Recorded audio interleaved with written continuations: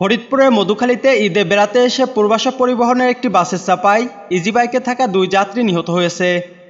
এ ঘটনায় গুরুতর আহত হয়েছেন আরও অন্তত 9 জন। 20 জুন বৃহস্পতিবার দিবাগত রাত 12:30টার দিকে মধুখালী মধুবন মার্কেটের পশ্চিম পাশে এ দুর্ঘটনা ঘটে।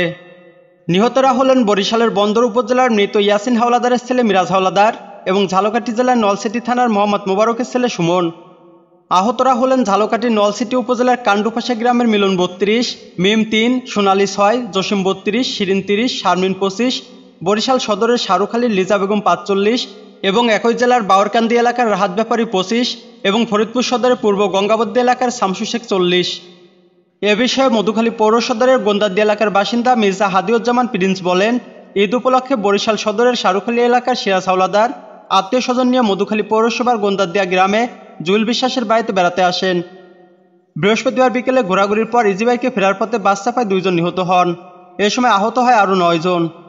মধুখালী ফায়ার সার্ভিসের ফায়ার ফাইটার মোহাম্মদ সাকিব আল হাসান বলেন, খবর পেয়ে ইজিবাইক যাত্রীদের মধুখালী উপজেলা স্বাস্থ্য কমপ্লেক্সে নেওয়া হয়।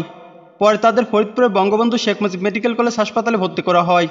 হাসপাতালে নেওয়ার পথে 2 জন মারা যান।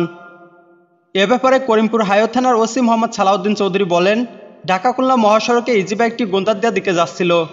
এ সময় একটি বাস নিজ লেন ছেড়ে মাগুরাগামী লেনে গিয়ে ইজিবাইকটিকে চাপা দেয়। এতে 2 জন নিহত হয় ও 9 জন আহত হয়েছেন।